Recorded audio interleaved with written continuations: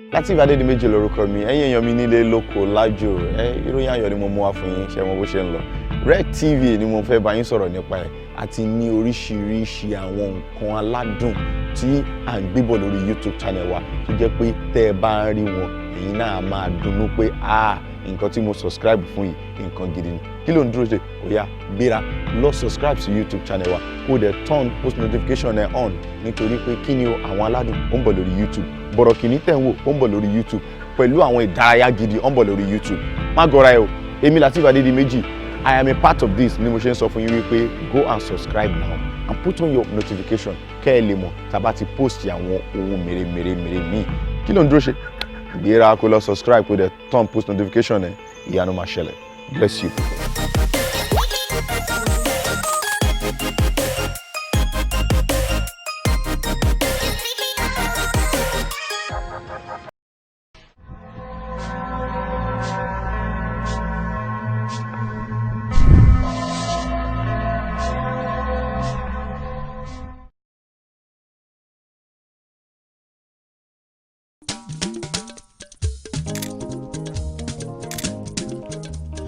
Àwọn aládùn rẹ̀ o kílẹ̀ ti wí. Àwọn aládùn ilé olóyin mọ́mọ́ ilé tó gbayì tó tún rẹwà bàbá màmá bèbí bọ̀bọ̀ ṣẹ́ṣẹ́ṣẹ́ṣẹ́ bọ̀ ẹ dákun ẹ fi kalẹ̀ sí àwọn aládùn rẹ̀ o.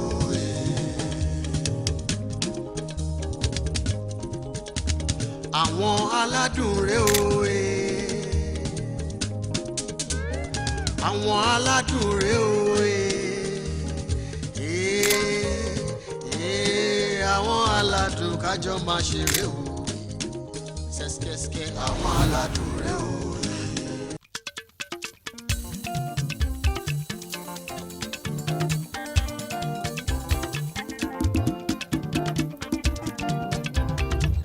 Tọmọdé tàgbà ilé àwọn aládùn ló fẹ́ wò àwẹ̀ má jẹ́ kán sọ fún ẹ ìròyìn ò tá fojú bá.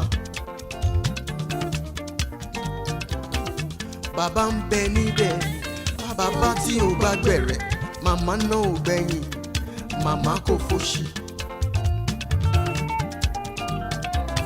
Ọlọ́wọ́ ṣíbí ṣọkọ yọkọ̀tọ̀.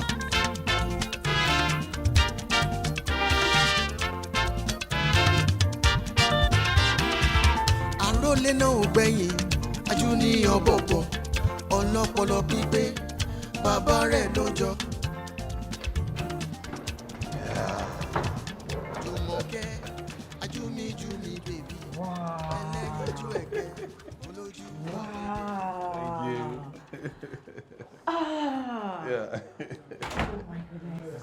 Thank you so much. But it's on inside me, bed on the bar. Exactly. This is beautiful. So the other rooms are there. Okay, thank you. Thank you so much. Shegon. If I need anything, I'll call reception. Oh, Shegon.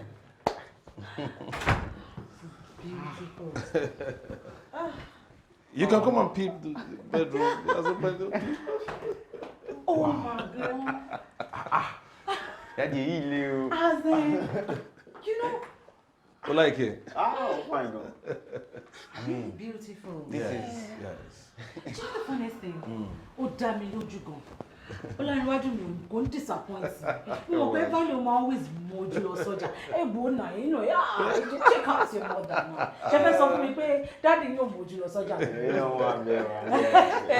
Tí daddy kúkú ṣe máa ń rin mú náà nìyẹn. Mi like o. See now.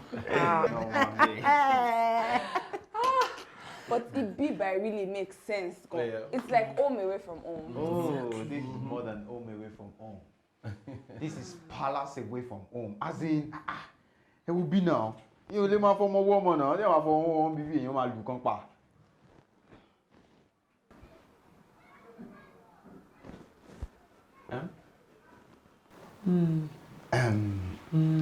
Sorry. Nǹkan tí mo ṣe àti sọ ni pé ilé wa dájú bí lọ. Àti ṣe bí dájú ṣe kọ́lé wa bí hòtẹ́ẹ̀lì yìí náà ló ṣe rí. Mo kí mo sọ tó bad now. All right. Can you settle down? Okay. Just so for you, even the last time tí èmi àti ìyá yín plan èmi ló ti plan fún pé kí n surprise ìyá yín tí mo ṣe wàhálà tí mo làágùn àsáró ẹlẹ́dìí méjìlá àti flurry chicken ni mo prepare fún ìyá yín junior abojú wókòwókò yìí ó dàgbà mi nù he crashed my plan. ṣé yẹn ni èmi náà tún wá replacement for planning mo ní kí n mú ọkọ mi wá síbẹ̀ fún private lovers retreat as usual èyí méjèèjì náà lè tó crash. ẹ dàrú. mọ́mì tí ẹlẹ́ẹ̀kejì àmọ́mọ́ but ẹ̀yin náà ẹ̀ sọ fún wa pé ẹ̀ ń lọ bí kankan ẹ̀ sọ pé ẹ̀ ń lọ fún retreat or anything èmi kọ̀ rí lórí Facebook pé Fọláṣadé feeling relaxed at Scouting Gate nǹkan tó jẹ́ kí n wá sí bíbá ẹ̀ ní ẹ jọ̀ọ́ ẹ má bínú. àti ẹ̀bínú a mọ̀ pé the last one yẹn àfihàn sínú plans wa okay díẹ̀ nìyẹn tí mọ́mí ṣe suggest fún mi pé ká kúkú ní family retreat okay family vacation ká kẹ́yìn náà wà ń bẹ̀ mo dẹ̀ ní okay it is nice in view of that. ṣe fẹ́ gbọ́ ìyẹn nìkan kò tún wá sí ààyè fún ìrìn gbèrègbèrè yes ayé òde tún ṣí sílẹ̀ fún yín láti gba àlejò because the main focus of this vacation is for both of you to use your brain. Yes. You will think ṣe ní brain tẹ máa ń lò nílẹ̀ tẹ máa ń lo agbárí ẹ wá lò báyìí kẹ ronú bẹ ṣe máa move family forward take this family to the next step so I want ideas. Yes, so nǹkan tó ń try to sọ in a nutshell ni pé you both are grounded. What? Yes. No going out, no coming in, no visitors. All you need to do is eat, drink, think, meditate. Ẹ sọ fún wa kí la lè ṣe tá máa fi move forward. Okay, so oúnjẹ wọn kọ́. You see? Kí la sọ? Oh, she try kó má disappoint me once in a while. Kó má disappoint me. So gbogbo nǹkan tí mo sọ tó wà nílẹ̀ báyìí ọ̀rọ̀ oúnjẹ nǹkan tó wà lọ́pọ̀ ọkọ mi máa ń làágùn jìnnà bá a ṣe fẹ́ nìyẹn this holiday is for you to make use of your brain creativity ideas way forward ló bá tán. kí yín ni anytime bá fẹ́ jáde you have to see me very cogent and solid explanation in the meantime ẹ lọ sí kíní kẹ pé reception ẹ pé kitchen whatever you want to eat order for it. Finally mo bọ́ lọ́wọ́ àwọn ọmọ ẹ̀. ṣebí ọgbọ́n ni màá ṣó wọn kan pé mo ṣáájú wọn dáyé tọmọdé bá ní aṣọ bí àgbà kò lè ní àkísọ tó ń. ṣé mo pé ó máa believe pé assignment tá gbé fún ẹ original ni o. ìwọ ṣe fi wọn lẹ́jọ́ kó máa bá fa ń bẹ̀ jẹ́ kó máa fi ọpọlọ wọn kù ń bẹ̀. irọ́ ni o. Yeah.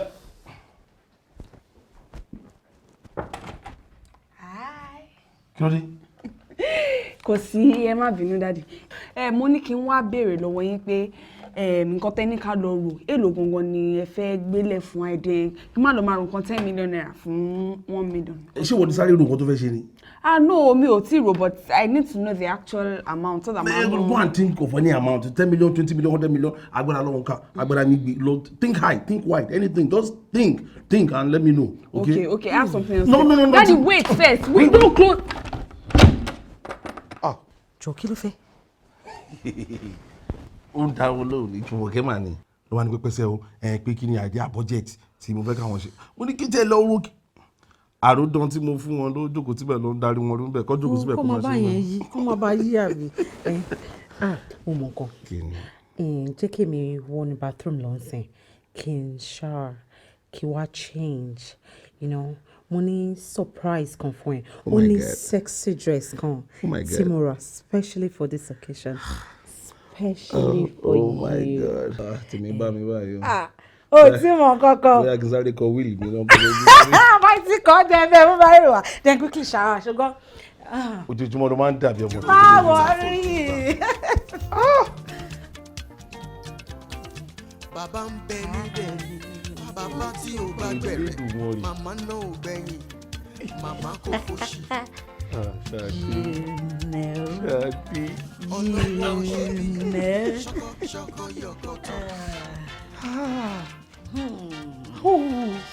You like? Oh, I love it. You like? Oh, my baby. Yeah, baby, mommy, oh.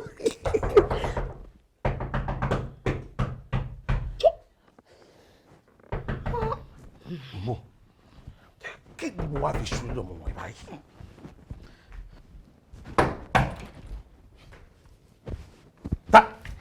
Oh my God. Junior. Sir? Kí ló ṣẹlẹ̀? Mommy, how are you? Fi mí lẹ̀ jọ̀ọ́. Junior. Sir? What's the problem? Mo ní pé kí n sáré wá sọ nǹkan fún yín. Kí ni kan náà? What is it that cannot wait? Kí ni kan náà? Nǹkan tẹ́ ní pé ká ronú sí ká invent yẹn. So the son now, what is kí ló ṣẹlẹ̀ gan? Kí ni gan? Kí lẹ̀ ni gan? Did I disturb anything? Wo nǹkan tó bá máa sọ ni kò sọ. Junior. Mom. Junior. Fi mí lẹ̀ jọ̀ọ́. Sir? Talk or get out. Daddy, mo wá idea kan. Sherry, taba invest 1 million naira. We'll be getting 1.5 million naira in 1 month. That means our gain will be 500,000 naira. But she might need that is some tax. Taba some tax nko. Be 50,000 naira. As money 450,000 naira in this family.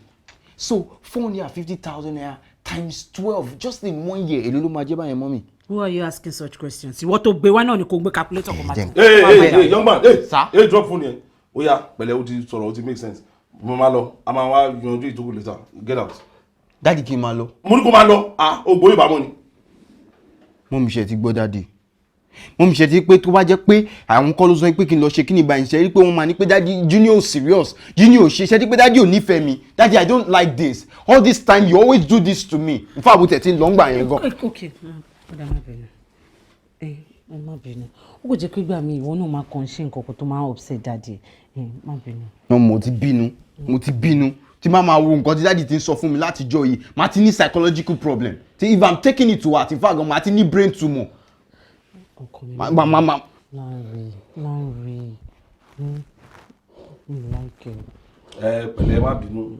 Gbàtẹ́ pé wọ́n náà máa ṣe nǹkan tó máa bí ọ̀nù. Wọ́n náà fọ́ máa ṣe bẹ́ẹ̀ ni pé nǹkan kan wà nínú ọpọlọ ẹni. Wọ́n máa ṣe bí wọlé ẹ̀gbọ́n, wọ́n máa ṣe bí nǹkan tá àbúrò ẹ̀ gbọ́dọ̀ máa ṣe. Pẹ̀lẹ́ ó yá lọ bá àbúrò ẹ̀. A máa ronú sí nǹkan tó sọ ìgbà tí mọ́mí ẹ̀ will join you guys. Better still, ìwọ lọ pé Jùmọ̀kẹ́. Kò sọ fún Jùmọ̀kẹ́ pé a ní family meeting so that a lè discuss gbogbo ẹ̀. Ẹ jẹ́ ká discuss MV. Ó ní kó lọ pé Jùmọ̀kẹ́. Ó sì wá ń ṣe bí kiri báyìí náà. Get out. Larry, take it easy pẹ̀lú ẹ̀. Baby. Mom, give me a kiss. Lọ pé Jùmọ̀kẹ́, yá lọ pé Jùmọ̀kẹ́. A máa join in living room sìn. Kò sọ nípa ní family meeting o.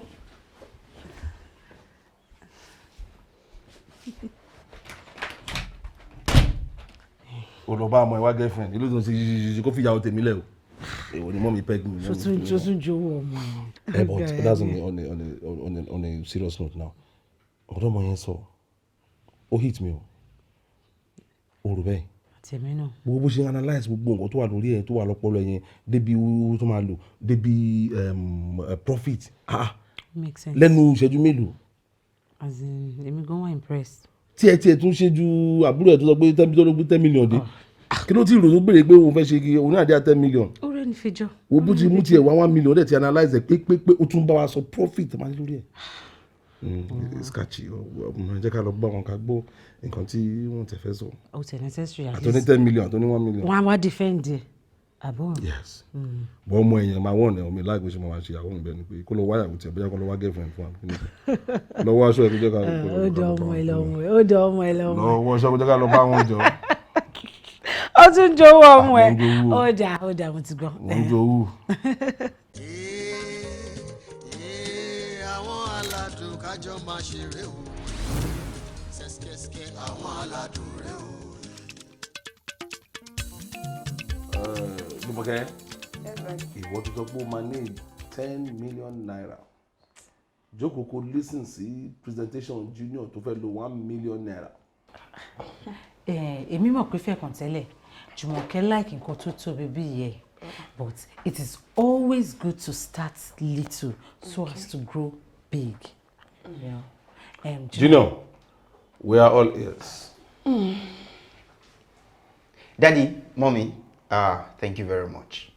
really need láti dúpẹ́ lọ́wọ́ yín for this opportunity tẹ́ fún mi, you know, to address our family issues, láti gbé family from state tá wà tẹ́lẹ̀, you know, to a state more higher, a more higher state, the upper class, you know, we are aiming there. So ìgbà tí ẹ sọ fún wa pé ká get ideas, you know, streams of ideas. You know how we pay, okay, yes, fine.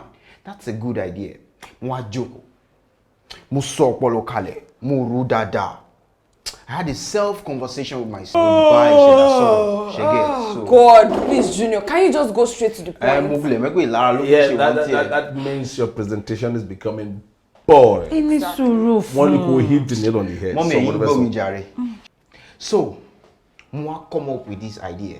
You know, for instance, Kalo Jekwe, I need 1 million naira. For instance, I want 1.5 million naira, 1 million naira in just 1 month.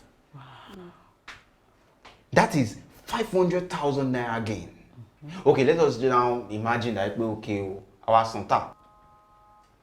You know, 500,000 naira, I saw 50,000 naira. Umaku 450,000 naira.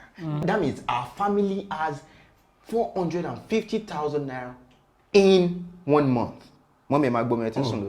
Okay, so 450,000 naira in 1 year. Whooping 5.4 million naira. Imagine in the second year, our be 5 million naira. Our investing into another business.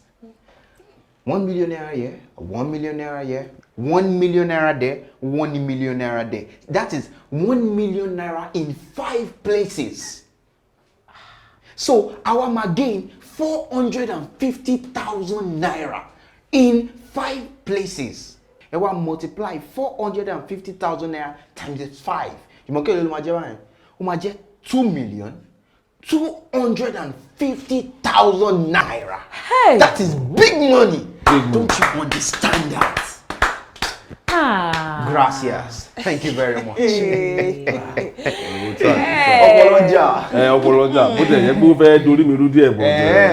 Owó engine yẹn gangan ló máa tà tó tá sí. Mọ́mí, mo mú ẹgbẹ́ máa ń gẹ̀ẹ́sì àwọn pàtì bẹ̀rẹ̀ ẹ láìkí ẹ̀ gan 2 million naira at 2 million.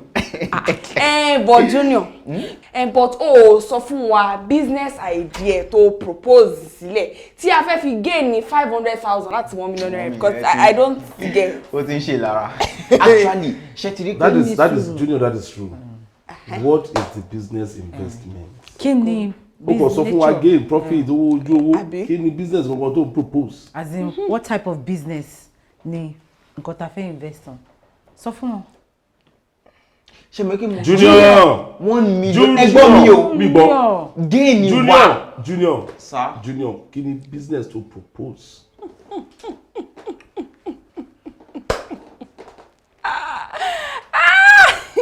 Mama Rose.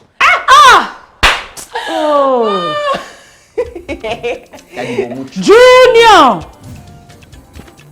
Baby. Wàhálà àwọn èèyàn nípa. Wọ́n jókòó síbẹ̀. Àwọn àṣà àpàyàjú wa. Kí ló dé? Wọ́n lè pa wá. Adá wa, wọ́n interrupt mi. Àtúkọ̀ wọn wá, wọn ò tún jẹ́ kárí mu. Jọ̀ọ́ kí ló ṣẹlẹ̀ gangan? At their age. Sábà tí wọ́n mọ́lé sí, wọ́n á tún wá bí náà máa ṣe. At their age. Kó máa ṣe bí baby. No. Wọ́n ti mú ilé ìtọ́nà báyìí, tábà ti wọlé mo jẹ́ mo bẹ́ẹ̀ lọ lẹ́kìtẹ̀ jáde kí wọ́n swim. Wọ́n ti wọlé báyìí. Dr. Aladun for here? Yes. Have you called that person? Yeah. Junior ló pè mí. Ó sọ pé àwọn wà ní. Oh, you're not here, sir. You can go back, sir. I will flog you. If you do not say, I will flog you. If you provide me, I swear I will flog you. Get back. Get back. I said get back. Get back. Get back. Bagger. Where? Àwọn ni wọ́n náwó lọ́kàn yẹn. Don't grow, but see on the talk. Mumu. Kokodio. See on the talk. Go like this. See on the look. Mumu. Go on, Jare. Money very good one. If they talk, say they don't know you. Don't worry. They give me problems this morning. Wọ jeans, wọ coat. Go like this. Move. Move. I say move. Mommy. Move. Hey, thank you, my friend. Move. Thank you. Answer. Thank you. Answer. Thank you so much. Yes, sir. So you can go back to your post. Answer. Thank you. Pẹ̀lú gbogbo kàrámọ̀ yín náà nìyẹn. SEGBOWE. Bẹ́ẹ̀ni sọ̀hún. Ẹ káàárọ̀ sà. Ẹ káàárọ̀. Ká. Yes ma. SEGBOWE. Sà. Kí ló dé? Kí ló wá ń bí? Bí mo ṣe ń kọjá lọ ni mo wá rí i pé ẹ̀jẹ̀ ń rùn mo wá yà sí bí. Ẹ̀jẹ̀ kí ló rùn? Ṣé ẹ̀jẹ̀ ìwọ jẹ́ mọ̀lẹ́bí wa ni àbò jẹ́ alábàtàn wa tí ẹ̀jẹ̀ ń rùn sí ẹ? Ẹ máa gbọ́ dájú. Ṣé ẹ mọ̀ pé tí ewé bá ti pẹ́ lára ọṣẹ ó ti jọṣẹ nìyẹn. Ta léwé ta lọ́ṣẹ́ o? Ẹ̀yin lọ ṣe èmi léwé. Ẹ ó sì láti ẹ̀gbọ́n yẹn jọ eléyìí tó kan pa yìí ṣé òun lọ pátì ni.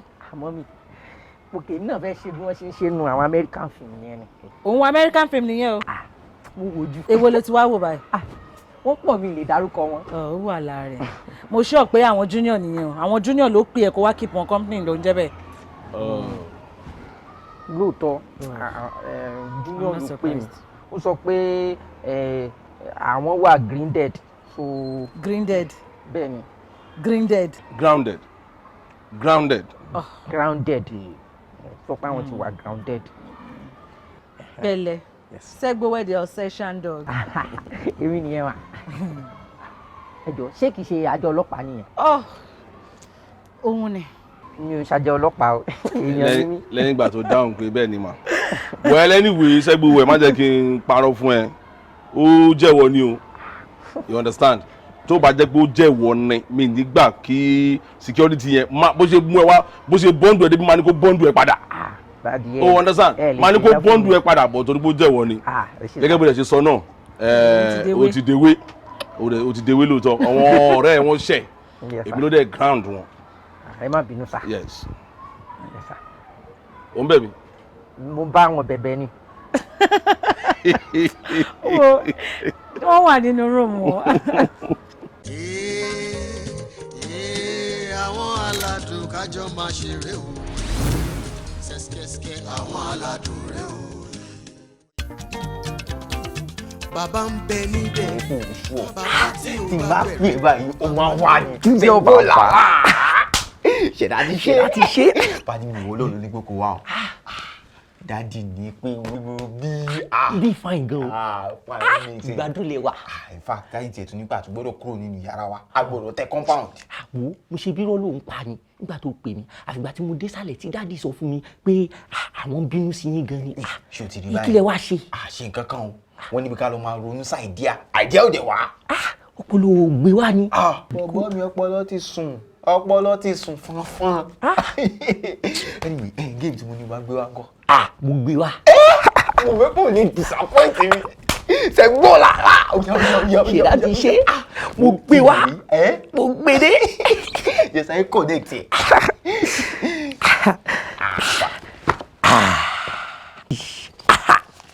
Gẹ́gẹ́.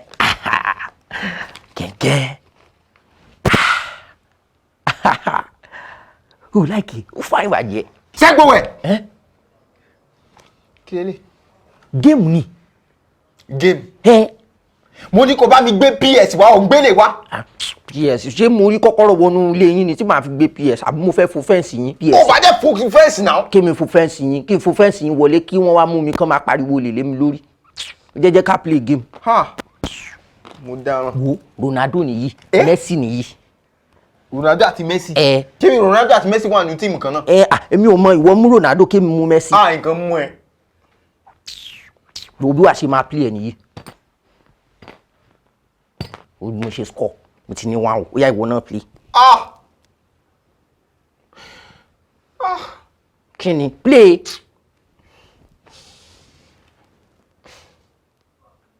Ó ní choice náà.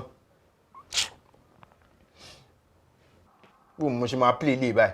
Wàá gbé post kúrò ń bẹ ní. Ṣé máa yọ post kúrò lórí feed ni? Níbi géèmù ilé wọn máa yọ kúrò jẹ́ ń bẹ yọ kúrò òní yìí ó yá play. O ti gba penalty lọ throw.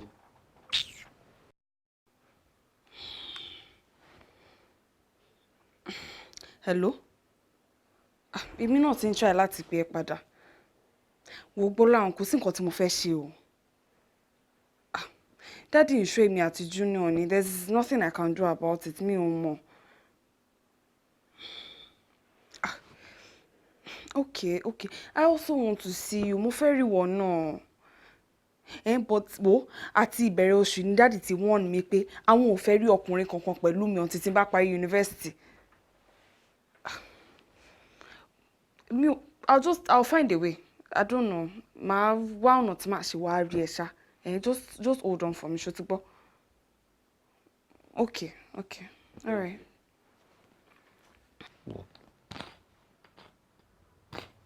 Wo bá gba èmi ní ká máa gbà 3-0. 3-0 láìsí opponent. Ìwọ l'opponent mi ṣùgbọ́n nínú ẹ̀mí ló ti ń gbà. Gbà tó ti gba penalty wọ̀ throwing. Ìwọ ṣì dúró ń bẹ̀ náà free kick ló kù. Gba free kick láti bí. Ṣé ibi tó ti gba free kick nìyẹn? Alpha. Kò sí nǹkan tó kàn ẹ́ bẹ̀. Kí ló ní ìdí mi rí? Ó ní ìdí help àbí? Mo ní ìdí help tí mo ní help kankan tí mo lè help ẹ kó yà tètè kúrò ní yàrá mi sí. Mo ní help pẹ̀lú bọ̀bọ̀ yìí. Wo jáde kúrò ní yàrá mi. Please stop shouting. Actually, help SEGBOWE ni mo need. Kí ni ẹ? Gbọ́láhàn wà àṣàlẹ̀ ó ń dúró dè mí. Ó dẹ̀ mọ̀ pé Daddy ti ground àwọn ní àdìlọ́bì kankan. So mo kàn ní ìdí ẹ̀kọ́kọ́ snake mi jáde. Ó tán. Ta ni Gbọ́láhàn? Boyfriend ẹ ni. Nǹkan tí mo kàn fẹ́ kó bá mi ṣe máa bá mi ṣe. Màá help ẹ. Okay. Màá help ẹ. Ó ṣe gan ni. Wọ́n fẹ́ jáde àbí? Màá sọ fún Daddy pé òun fẹ́ jáde.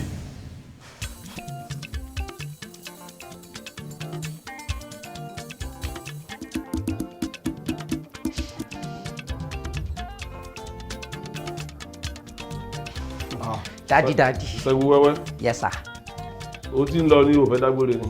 Sá? Mo ní ṣé o ti fẹ́ máa lọ láì dágbére ni. Rárá sá, mo kàn fẹ́ sáré ra nǹkan nísàlẹ̀ ni. O tiẹ̀ wá síbí. Wá jókòó. Ẹ ṣé sá. Yes sir. Yes, mo ti fẹ́ bá ẹ sọ̀rọ̀ yìí tipẹ́. Mo ṣáà wò pé o lè máa bọ́mọ mi ṣọ̀rẹ́ kọ́mọ mi máa lọ sí school kí wọ́n máa loaf around, kí ló ṣe? Kò sí nǹkan kan sá. Okay. You are a very smart and intelligent chap. Ọ̀rọ̀ school ẹ̀ ṣé o fi ìgbó yẹ kó o padà sí school ni? Sá? Mo ní ọ̀rọ̀ school ẹ̀ báwo ni ṣé o fi ìgbó yẹ kó o padà sí school ni? Mo like ẹ sá. Ó wù mí sá. Okay. So kí ló wá ń rò sí ọ̀rọ̀ school ẹ̀?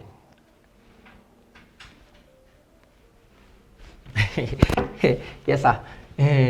Ọ̀rọ̀ school yẹn náà ni sá. Kí ni mo sọ̀rọ̀ náà kí ló ń ṣe ẹ́ máa sọ̀rọ̀ tó serious tó máa wà sí? Mo ní ṣé ó wù ẹ́ láti padà sí school? Ó wù èmi náà sá. So bó ṣe wù ẹ́ yẹn kí ló wá ń rò sí? Mi ò tí ì rò nǹkan kan sí sá. Okay, kò sí wàhálà owó lè máa ṣé wàá okay? Bẹ́ẹ̀ ni sá. Alright. Ẹ ṣé sá. Pẹ̀lẹ́. Yes sá. Larry, ṣé wọ́n ti bọ̀bọ̀ tí mo ní wá jalè ní spa mi ní last week? Of course mo rántí ẹ̀. Mo rí níṣẹ́ ni mo rí níta ó dà pé ó ń dúró de èèyàn kí á ní mo pa ọlọ́pàá ti gbé ló wá bẹ̀rẹ̀ sí mímí kí má bínú èṣù ló lóun o ní pẹ́pẹ́sẹ̀ ìgbà tó tẹ̀ máa interrogate ẹ̀ ló bá ní orúkọ òun kí ló tiẹ̀ pé orúkọ òun ní. Kí ló pè é kí ní kan ló sọ fún mi? Gbọ́láhàn. Gbọ́ kí ni? Gbọ́ kílẹ̀ sọ́ọ̀sì. Gbọ́láhàn. Nice name.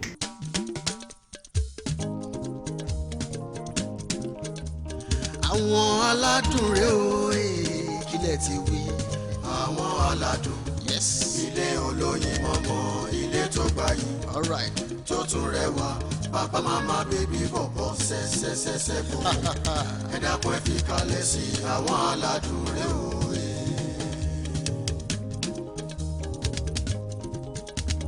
Àwọn aládùn rèé o àwọn aládùn rèé o